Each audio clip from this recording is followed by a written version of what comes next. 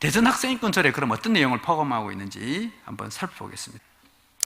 대전 학생인권조례 이전에 먼저 학생인권조례 시행지역이요 17개 강력시 중에서 4개가 시행되고 있습니다. 10년도에 경기도를 시작으로 강주, 서울, 전북 등 4개 지역에서 실시되고 있는데 이 4개 지역에 시행되고 있는 특징이 있습니다. 전애들이 이야기하고 있는 소위 이야기하면 좌파 진보감, 진보 교육감, 전교조 출신들의 교육감이 이 학생인권조례를 시행을 했어요.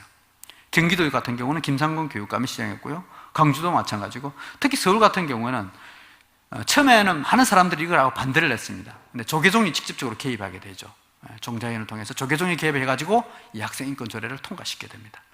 전라북도 같은 경우에도 교육위원회가 다 반대했습니다. 4번이나 무산이 돼요. 그런데 정치적 논리에서 통과시키게 됩니다. 학생인권조례를 통과시키는 것은 결국은 자기들 정치 기반이고 정치적 논리에서 이걸 학생들을 이용하겠다는 게 단적으로 드러납니다. 작년으로 저지되었고 16년도에 진행되는 것도 이렇게 진행되고 있습니다. 처음에도 우리 대전도 마찬가지예요. 작년에 이제 설 교육감이 이제 하겠다고 했는데 이제 설득을 해서 학생인권조례 본질을 알고 지금은 이제 반대하고 있습니다. 이 전체적으로 우리 대전이요, 전체적으로 지금 선두에 서 있는데 모두 다 대전이 어떻게 될까 주목하고 있는 그런 실정입니다. 학생인권조례의 주요 특징을 한번 보겠습니다. 크게 5가지로 나눌 수가 있어요. 학생에 대해서는 아까 보시는 바와 같이 초헌법적 권리를 두고 있습니다. 그러므로 해서 교사와 갈등이 생길 수밖에 없고요. 성적 지향이라는 요소를 직간접적으로 포함하고 있고요. 종교의 역차를 통해서 나쁜 이념 사상에 노출되고 있고 학생들을 정치 도구화하고 있습니다. 5번째로 학생들을 과도한 자유를 주어서 방종과 개인주의가 나타나는데 하나씩 좀 살펴보도록 하겠습니다. 먼저요, 학생에 대한 권리를 한번 구조적으로 한번 살펴보겠습니다. 학생인권조례가 총 40개조로 되어 있어요. 그 중에 학생의 권리는 22개, 의무는 2개입니다. 그런데 학생의 권리는 그냥 선언적인 의미만 간단히 되어 있고요. 일반적인 사항이고요. 학교 및 교직원의 권리는 2개입니다. 아주 제한적으로 되어 있는데, 되어 있고, 25개는 학생의 권리를 보장하기 위한 뒷받침에 있는 그런 의무사항입니다.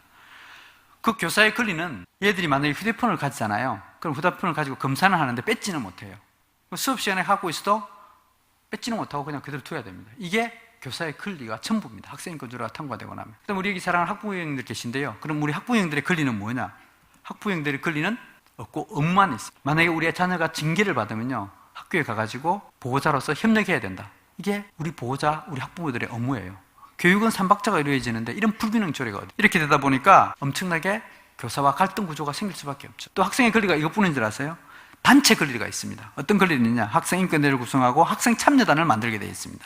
학생참여단을 어디에 만드느냐? 교육청에 만들어요.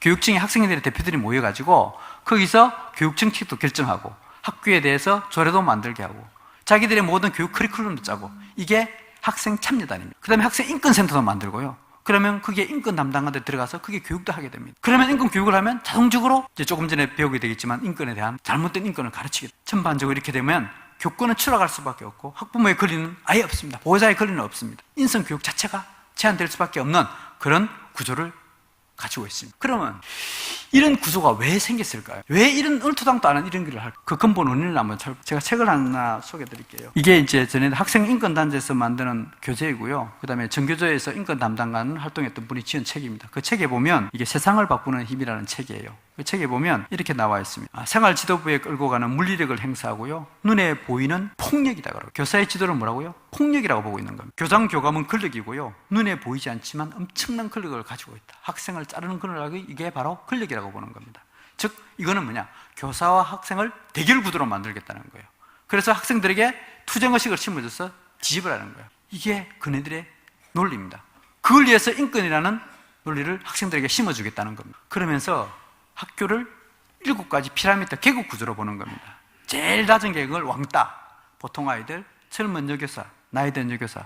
우리 여기 선생님들 계신데 여기에 중간층에 들어가네요. 그다음에 일진, 그 다음에 무서운 남교사로부터 해서 이렇게 되어 있습니다. 7가지 구조로 나와 있습니다. 이 계급 구조는 자기들이 이제 뒤집어야 된다는, 다 같이 평등한데 이게 논리에서 평등하게 나온 거예요. 평등 사상이 전애들이 우리가 사는 평등이 아니에요. 이게 다 평등해야 되는데 이런 구조가 되어 있기 때문에 평등하지 못하다는 것을 나타내기 위해서 이 구조를 만든 겁니다. 그러면서 학교는 권력관계에 의해서 폭력이 자행되는 위험한 장소라고 보는 겁니다. 그래서 학교를 군대나 감옥처럼 폐쇄적인 공간으로 보고 명령과 복종만이 존재한다고 보는 겁니다. 그러면 실제 나타나는 현상을 볼까요? 이런 교육을 받고 나니까 학생들이 어떤 현상이 발생하느냐? 이런 현상이 발생합니다. 청소년 인권행동 아수나라에서 보면요, 학교라는 과목에서 12년 살다가 출소했어요. 그래서 졸업식 날 두 번 꼭 퍼포먼스를 하게 됩니다. 재수번호 있고요, 조목, 형량, 오늘 출소했다. 학교는 사실 감옥이라는 이런 현상까지 이렇게 벌어지게 되는 겁니다.